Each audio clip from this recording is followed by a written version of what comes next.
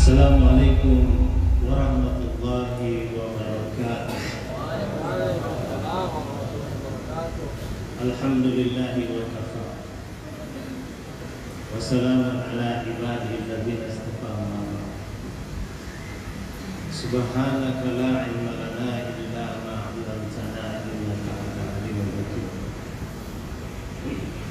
Rabbi shrah li sadri wa yassir li amri wa hlul 'uqdatam min lisani yafqahu qawli. Bersyukur kita kepada Allah Subhanahu wa taala. Allah karuniakan kepada kita nikmat iman. Harus tadi pagi bahwa sungguh beruntung orang yang diberikan nikmat iman. Seluruh manusia berkumpul di permukaan bumi yang jumlahnya miliaran, dibandingkan dengan satu orang beriman di sisi Allah Subhanahu wa taala, jauh lebih berharga orang yang punya iman. Jauh lebih berharga orang yang punya kalimat la ilaha illallah. Hadirin yang mulia, walaupun mereka punya harta yang banyak, berapa banyak harta pun yang dia miliki, tidak akan lama. Walaupun punya gedung-gedung yang tinggi,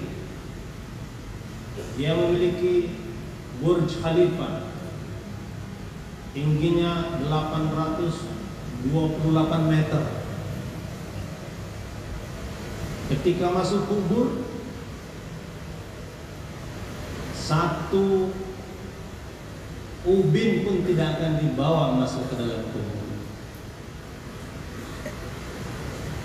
Atau dia punya Shanghai Tower di Cina, tingginya 632 meter. Ketika mati, tidak bawa apa-apa dari gunung itu. Dan berapa lama dia memiliki harta itu?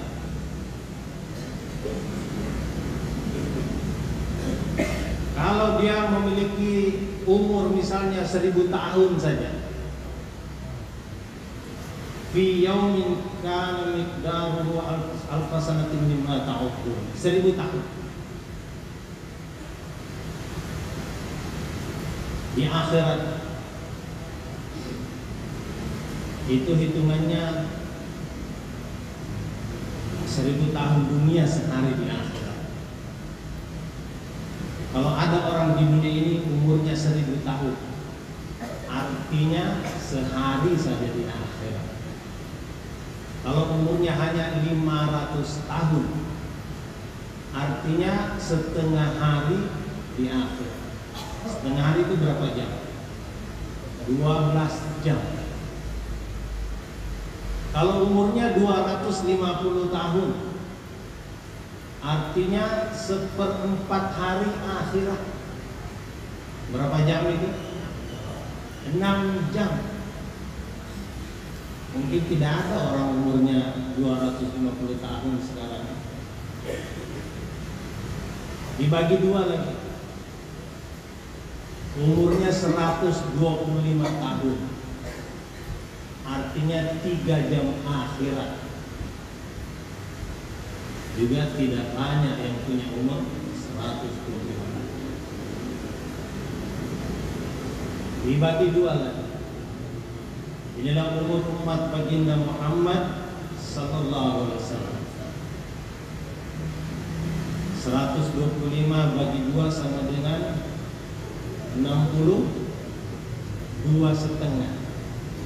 Umur Nabi 63 tahun. Sama dengan 1,5 jam akhir. Jadi umur kita ini umur orang yang punya gedung-gedung itu, umur orang yang punya mobil-mobil mewah itu, umur yang punya kereta api, kapal pesiar, pesawat jet pribadi, itu lebih kurang hanya 1,5 jam. 1,5 jam berapa menit? 90 menit. 90 menit. Kalau kita terbang dari Jakarta ke Makassar, itu sudah perlu waktu 2 jam. Belum sampai Makassar sudah habis, sudah expired. Ya, terbang dari Jakarta ke Kuala Lumpur, sebentar lagi ada musyawarah di Kuala Lumpur, itu juga perlu waktu 2 jam. Belum sampai Kuala Lumpur sudah habis. Hadirin yang mulia, sungguh Allah berikan kesempatan yang sangat sebentar di permukaan bumi. Kaya sebentar, miskin sebentar. Kalau misalnya miskin, tidak punya harta, rumah ngontrak, mungkin numpang sama mertua, mungkin berpindah-pindah dari satu atap gedung ke atap gedung yang lain, tetapi ada iman yang sempurna, maka dia akan menderita hanya lebih kurang 90 menit. Dia akan susah hanya 90 menit. Dia akan kelaparan hanya 90 menit. Dia mungkin diejek, dihina, dilecehkan hanya 90 menit. Tapi nanti di akhirat dia akan dibangkitkan di padang mahsyar, dibangga-banggakan di hadapan para malaikat. Akan ada istiqbal yang menyambut, welcome, selamat datang. Engkaulah orang yang akan menjadi raja, yang akan hidup kekal selamanya, tidak bakal mati, yang akan sehat selamanya, tidak bakal sakit perut, tidak bakal sakit kepala, sakit encok, sehat selamanya. Engkau yang akan awet muda, tidak akan keriput lagi, tidak akan bongkok lagi, tidak ada lagi yang namanya rambut uban. Selamat datang. Engkau akan diberikan kerajaan paling kecil 10 kali dunia ini besarnya. Itu akan dibangga-banggakan di hadapan seluruh manusia, dibangga-banggakan di hadapan seluruh para nabi, dibangga-banggakan di hadapan seluruh para rasul, dibanggakan oleh Allah di hadapan seluruh makhluk-makhluknya. Karena ini dia memiliki iman la ilaha illallah. Tapi kalau di dunia ini dia tidak punya iman, walaupun dia punya gedung yang mewah, punya harta yang berlimpah, punya kendaraan yang banyak, punya kapal-kapal pesiar, tapi nanti akan dibangkitkan dalam kemarahan Allah Subhanahu wa taala. Akan dihinakan, dilecehkan, diremehkan, dilemparkan ke dalam neraka selama-lamanya. Jadi hadirin yang mulia, apalah artinya penderitaan selama 90 menit di dunia ini? Sebentar. 90 menit ini sebentar. Musyawarah itu sebentar. Taklim itu sebentar. 2,5 jam itu sebentar. Keluar ini 3 hari, 40 hari, 4 bulan, semuanya sebentar.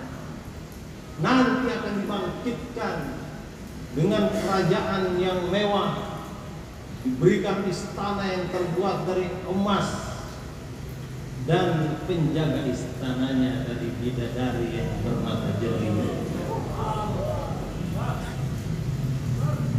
Sabar. Yang sudah habis waktunya, boleh nanti tambah lagi masanya. Sebentar. Yang sebentar ini kita harus usahakan untuk sempurnakan iman kita. Karena usaha iman inilah yang membuat Allah Ta'ala bangga. Petani yang usaha atas iman, maka petani ini sangat beruntung. Pedagang yang usaha atas iman, pedagang ini adalah pedagang yang sangat beruntung.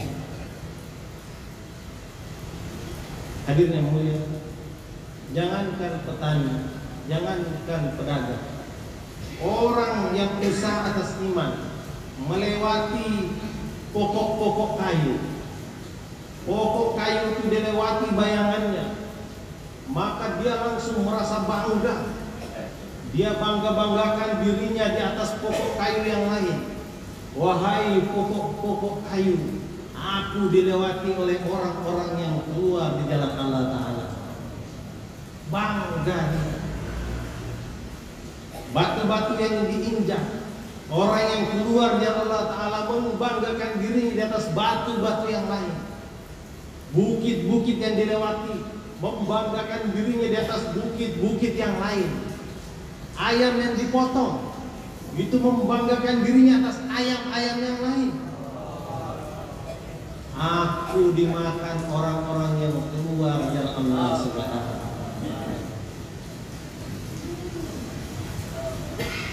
Ikan baronang yang dipotong, ikan baronang yang digoreng, ikan baronang yang dibakar, itu membanggakan dirinya atas ikan-ikan baronang yang lain. Aku dimakan orang yang keluar dari Allah Ta'ala. Hadirin yang mulia, usaha iman ini usaha yang sangat dicintai Allah Subhanahu wa ta'ala. Dan inilah usaha yang merubah kehidupan sahabat radhiyallahu anhu. Dulu sebelum ada usaha iman, kehidupan mereka ini jahil. Sampai zamannya sendiri disebut zaman jahiliyah. Mereka degil, tidak berakhlak. Mereka ini musuhan, tidak ada kasih sayang. Mereka ini perang, tidak ada perdamaian. Mereka ini miskin, tidak ada kekayaan sama sekali. Itu yang namanya kerajaan Rom dan Parsi membuat benteng-benteng pertahanan agar jangan sampai orang-orang jahil ini masuk ke negara mereka. Tidak bakal dikasih visa, tidak bakal dikasih izin. Mereka sangat takut dengan kerusakan bangsa ini. Tapi hadirin yang mulia, setelah mereka buat usaha iman, maka mereka serta-merta berubah. Dari jahil berubah jadi alim, dari degil berubah menjadi beradab, dari musuhan berubah menjadi kasih sayang, dari perang berubah menjadi damai, dari miskin berubah menjadi kaya raya.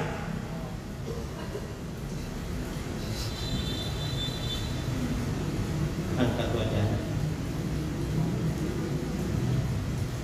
Ini yang merubah mereka bukan usaha pertanian, yang merubah mereka bukan usaha perdagangan, yang merubah mereka bukan usaha perindustrian.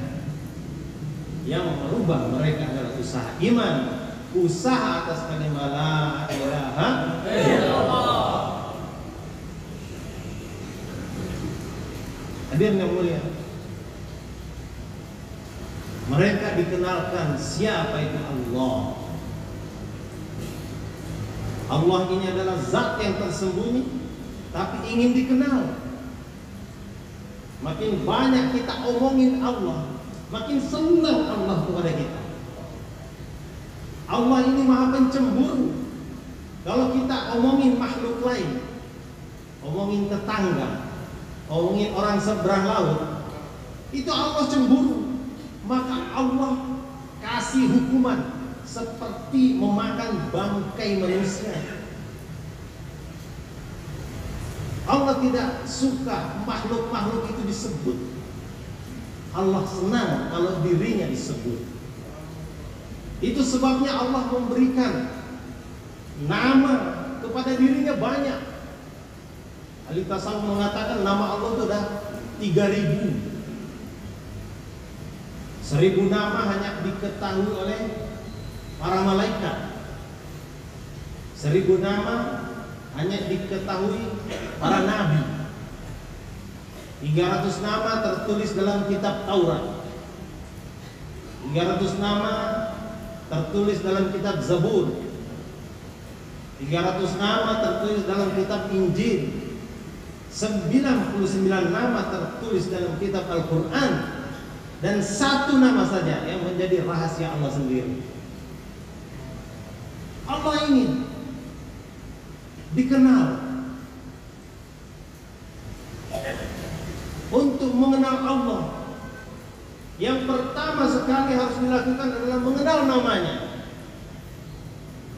Ar-Rahman, Ar-Rahim, Al-Malik, Al-Quddus, As-Salam. Petani bicara. Allah yang menciptakan engkau wahai tanah.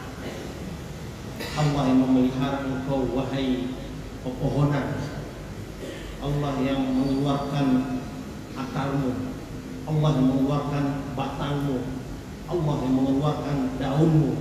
Allah yang mengeluarkan bungamu. Allah yang mengeluarkan buahmu. Allah yang merubah rasamu dari asam menjadi manis. Allah yang merubah warnamu dari hijau menjadi kuning. La ilaha illallah. Pembicaraan petani Allah. Pedagang juga bicara begitu. Orang industri juga bicara begitu. Senang Allah. Yang kedua, kenalkan sifatnya. Mengenal namanya, mengenal sifatnya. Allah ingin sifatnya itu dikenalkan kepada manusia. Kita diberi fadilah untuk mengenalkan Allah kepada manusia. Suatu hari Daud alaihissalam bertanya kepada Allah, wahai Allah, apa fadilah, apa keuntungan aku mengenalkan engkau kepada hamba? Maka Allah menjawab, wahai Daud, sesungguhnya orang yang membawa kepada mereka cinta kepadaku, maka orang yang membawa itu aku akan cinta kepadanya. Siapa yang membawa orang untuk cinta kepada Allah, maka agen yang membawa itu akan dicintai Allah Subhanahu wa ta'ala. Kenalkan sifat-sifat Allah. Yang kita kenal sifat 20, wujud, qidam, baqa, mukhalafatu lil hawadits, qiyamu bi nafsi. 20 sifat. Yang ketiga, kenalkan af'al Allah. Matahari yang terbit ini af'al Allah. Kalau matahari waktunya terbit, Amerika tidak bisa menahannya. Wahai matahari, jangan terbit dulu. Kami capek habis lembur semalam. Kami mau istirahat, tidur. Jangan terbit dulu. Tidak bisa. Matahari terbit atas izin Allah. Atau mau terbenam, Cina tidak bisa menghentikannya. Wahai matahari, jangan kau terbenam dulu. Ini jembatan lagi dicor. Kita perlu cahaya matahari. Tidak. Terbit terbenam matahari adalah af'al Allah. Seluruh galaksi, bintang-bintang, planet-planet, cluster-cluster ini berputar atas izin Allah. Angin yang berhembus ini af'al Allah. Air yang mengalir ini af'al Allah. Bahkan mata yang berkedip, jantung yang berdegup, sampai darah yang mengalir di urat-urat nadi, semua af'al Allah. Kenali. Bukan kerja jantung dengan sendirinya, tidak. Jantung berdegup ini karena ada perintah Allah. Ini yang ketiga. Kenalkan Allah. Kemudian yang keempat, kenalkan zat Allah. Tapi mengenalkan zat Allah kita sendiri tidak sanggup. Akal pikiran kita ini lemah. Wal awwalu bila bidayah wal akhiru bila nihayah. Dialah yang awal tanpa permulaan dan dia yang akhir tanpa kesudahan. Kita tidak sanggup memikirkan, tetapi kita yakin zat Allah itu ada. Petani meyakinkan bahwa zat Allah itu ada. Pedagang yakinkan bahwa zat Allah itu ada. Kalau orang kenal kepada Allah, gembira hidupnya. Apapun peristiwa yang menimpanya, dia faham bahwa ini adalah af'al Allah. Ada jamaah jalan kaki, dia masuk satu masjid, baru setengah hari sudah diusir dari masjid itu. Kalau orang mengenal Allah, maka dia gembira. Ini adalah af'al Allah. Tidak ada satupun yang terjadi melainkan atas izin Allah. Wa ma tasqutu min waraqatin illa ya'lamuha. Tidak ada selembar daun yang jatuh melainkan atas izin Allah, atas sepengetahuan Allah. Jamaah itu pergi ke tempat lain, itu karena diizinkan Allah Subhanahu wa ta'ala.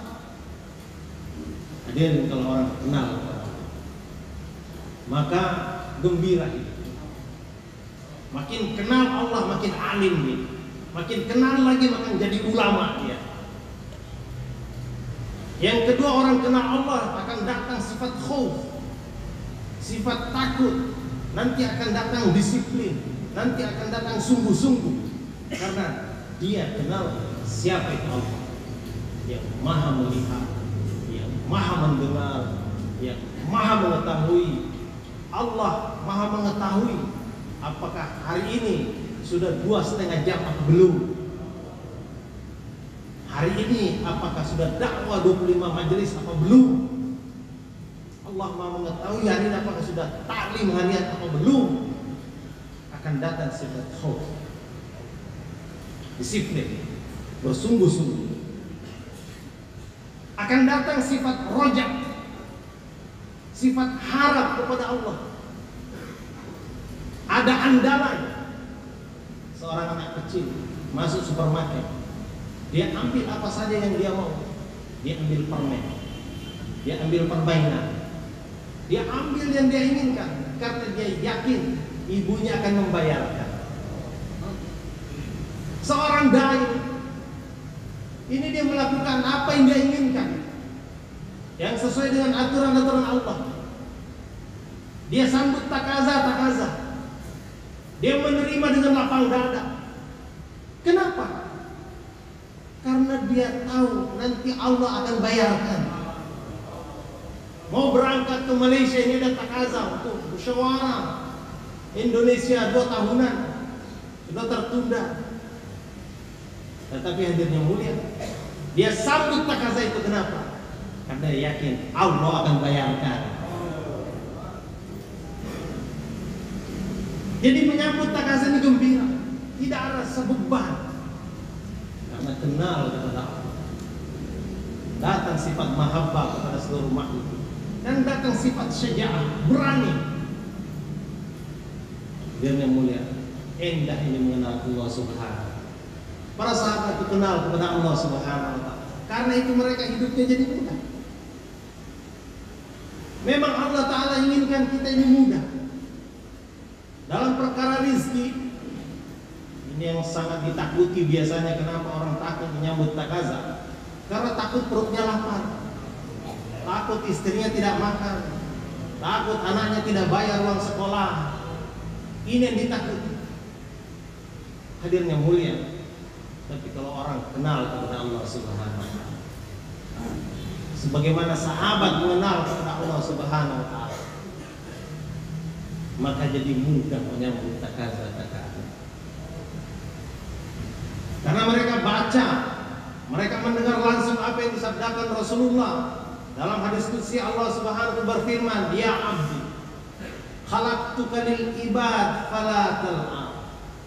Wa qasamtu laka rizqaka fala. Wahai hambaku, aku ciptakan engkau itu untuk ibadah, maka jangan main-main. Aku ciptakan itu engkau untuk ibadah, yakni untuk menyembah aku.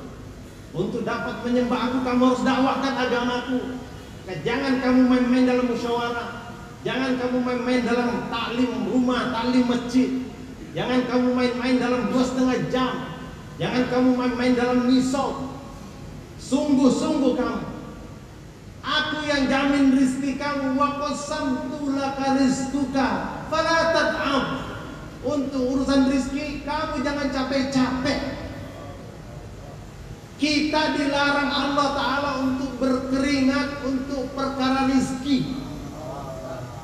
Kita disuruh Allah untuk berkeringat untuk perkara agama. Tapi hari ini terbalik, hadirin yang mulia. Untuk mengejar rezeki, kita ini berkeringat, bertungkus lumus, banting tulang.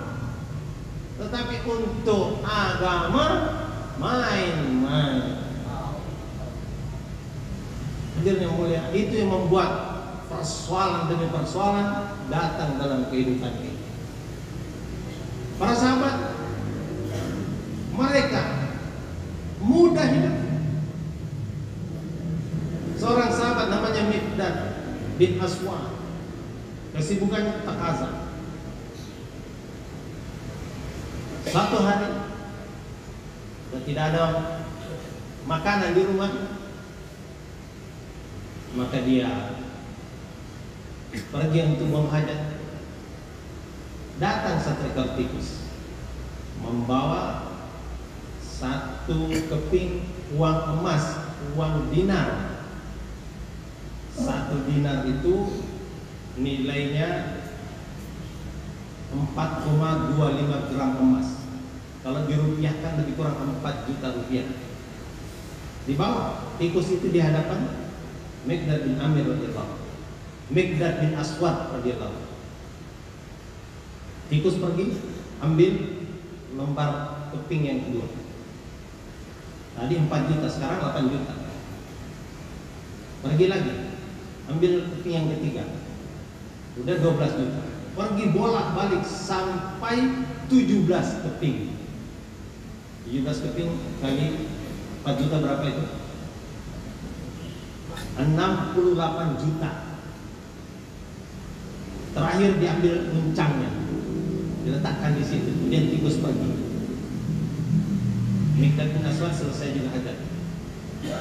Dia ambil, dimasukkan uang emas itu ke dalam puncak. Kemana dia pergi?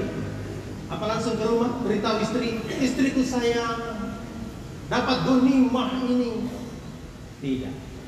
Dia pergi menghadap kepada Rasulullah SAW. Ingin dimusyawarahkan harta yang dia dapatkan. Wahai Rasulullah, aku dapat ini, ceritanya seperti ini. Apakah ini halal bagiku? Rasulullah tanya, apakah kamu masukkan tangan kamu ke dalam lubang tikus itu? Tidak ya Rasulullah. Kalau begitu, itu halal buat kamu. Kira-kira kalau orang belum jeruk dapat lubang seperti itu, dimasukkan nggak tangannya ke dalam? Apa pulang ambil cangkul? Mungkin pulang sewa bulldozer. Allah mudahkan kehidupan sahabat. Memang Allah perintahkan, ya dunia ikhdimi man khadamani wastakhdimi man khadamani. Wahai dunia, berkhidmatlah kepada hambaku yang tunduk kepadanya. Jadi dunia ini disuruh berkhidmat kepada orang yang menundukkan dirinya depan Allah Subhanahu wa taala. Matahari, bulan, bintang, gunung, lautan disuruh tunduk ini kepada orang yang menundukkan dirinya depan Allah Subhanahu wa taala. Kebun sawit, kebun teh, kebun karet, toko-toko, supermarket, ini ikan-ikan di lautan disuruh menundukkan diri kepada orang yang tundukkan diri depan Allah Subhanahu wa taala. Hari ini Kenapa ada orang yang tidak bisa meninggalkan kantornya, tidak bisa meninggalkan tokonya, tidak bisa meninggalkan kebunnya, tidak bisa meninggalkan kambingnya? Karena dia belum sepenuhnya tundukkan diri depan Allah Subhanahu wa Ta'ala. Ya hadirnya mulia, kalau kita ingin kehidupan kita mudah, sebagaimana kemudahan kehidupan sahabat, maka tundukkan diri di hadapan Allah Subhanahu wa Ta'ala melalui sholat. Sholat ini adalah alat untuk menyelesaikan semua masalah dan alat untuk membuka khazanah Allah Subhanahu wa Ta'ala. Hari ini kita kurang pandai menggunakan sholat sebagai teknologi super canggih untuk menyelesaikan masalah-masalah kita. Para sahabat menyelesaikan masalahnya dengan sholat. Ada orang tidak punya makanan di rumahnya, dia pergi sholat. Ketika pulang di rumahnya, makanan sudah ada. Ada orang mengadu kepada Rasulullah, ya Rasulullah, kami ini kena krismon, kesulitan masalah ekonomi. Rasulullah bukan berikan duit, sana pergi kamu dagang di pasar, sana pergi kamu tanam kayu di kebun, sana kamu pergi ternak kambing di padang rumput. Tidak. Nabi bacakan ayat wa'mur ahlaka bis-shalah, perintahkan keluargamu sholat. Jadi Nabi memberikan alat untuk menyelesaikan masalah itu dengan sholat. Mungkin dia sudah sholat, bagaimana dengan istrinya? Mungkin dia sudah sholat, bagaimana dengan anaknya? Bagaimana dengan mantunya? Bagaimana dengan cucunya? Hadirnya mulia, kenapa sholat ini alat super canggih untuk mengatasi masalah ekonomi? Karena Allah Ta'ala meletakkan rizki itu memang di langit. Wa fis samai rizqukum wa ma tu'adun. Di langit aku meletakkan rizki kamu, dan apa yang dijanjikan untuk kamu memang ditaruh di langit. Hari ini kenapa kita letih? Karena barang itu ditaruh di langit, kita sibuk mencarinya di bumi. Barang itu ditaruh di atas, kita sibuk mencarinya di bawah. Allah memberikan kita kendaraan untuk naik ke langit, lift untuk naik ke langit, eskalator untuk naik ke langit, pesawat untuk naik ke langit. Namanya sholat. As-sholatu mi'rajul mu'minin. Sholat ini mi'rajnya orang beriman. Tapi kita tidak pandai menggunakan sholat ini sebagai alat untuk mengatasi masalah ekonomi kita. Kalau kita lihat satu negara ini, kira-kira lebih banyak mana yang sholat dibanding yang tidak sholat? Terlalu besar mungkin, satu provinsi lah. Lebih banyak mana yang sholat dibanding tidak sholat? Atau diperkecil lagi, satu kabupaten lebih banyak mana yang sholat dibanding yang tidak sholat? Atau satu kecamatan lebih banyak mana yang sholat dibanding tidak sholat? Atau satu kelurahan diperkecil lagi, lebih banyak mana yang sholat dibanding tidak sholat? Atau satu RT kita saja nih, coba lihat tetangga kita nih, lebih banyak mana yang sholat dibanding tidak sholat? Atau satu masjid kita aja nih, coba bandingkan jumlah rumah di luar masjid, jumlah orang di luar masjid, kemudian yang masuk masjid berapa dibanding orang yang tidak masuk masjid? Lebih ramai mana orang di pasar daripada di masjid? Lebih ramai mana orang di pabrik daripada di masjid? Lebih ramai mana orang di kantor daripada di masjid? Lebih ramai mana orang di pantai daripada di masjid? La ilaha illallah. Tidak heran para sahabat negerinya gersang, tandus, kering kerontang, tapi hidup mereka sejahtera. Keberkahan turun kepada mereka karena mereka betul-betul taat memenuhi panggilan Allah Subhanahu wa Ta'ala. Mereka bertani biasa-biasa saja, mereka berdagang biasa-biasa saja, mereka ngantor biasa-biasa saja. Sahabat, yang luar biasa bagi mereka, ketika azan berkumandang, maka langsung petani itu lemparkan cangkulnya. Yang dagang tinggalkan tokonya, yang ngantor tinggalkan kantornya, berduyun-duyun mereka ke masjid memenuhi panggilan Allah Subhanahu wa taala. Kita ini ketika azan berkumandang, yang tani tetap tani, yang dagang tetap dagang, yang ngantor tetap ngantor. Tidak datang kesejahteraan hadirin yang mulia. Ini sudah azan kan? Tambah sedikit lagi. Tidak akan datang kesejahteraan kalau melawan perintah-perintah Allah Subhanahu wa taala. Kalau taat perintah Allah, itu orang-orang berduyun-duyun ke masjid, maka dari langit itu akan disorot. Kampung itu akan menjadi kampung yang disebut orang-orangnya beriman dan bertakwa. Janji Allah Ta'ala, walau anna ahlal qura amanu wattaqau la fatahna alaihim barakatin minas samai. Satu kampung orangnya iman takwa, Allah akan bukakan keberkahan dari langit dan bumi. Maka dengan mulia, untuk mengusahakan iman, mengusahakan takwa, mengusahakan sholat, ini tidak bisa kita lakukan di masjid kita sendiri atau di rumah kita sendiri. Nabi saja tinggalkan negerinya, sahabat tinggalkan negerinya, mereka keluar dari Allah belajar perkara-perkara ini. Maka siapa yang niat insya Allah? 4 bulan semuanya insya Allah. Sebentar itu 1,5 jam, 90 menit. Boleh Pak, insya Allah silakan berdiri. Yang cash boleh insya Allah Pak. Yang mau negeri jauh, yang sudah ada visa ataupun yang sedang mengurus visa ataupun baru mendaftar, silakan di belakang Pak, berdiri Pak, negeri jauh Pak. Masya Allah, untuk wujudkan agama dalam diri kehidupan kita.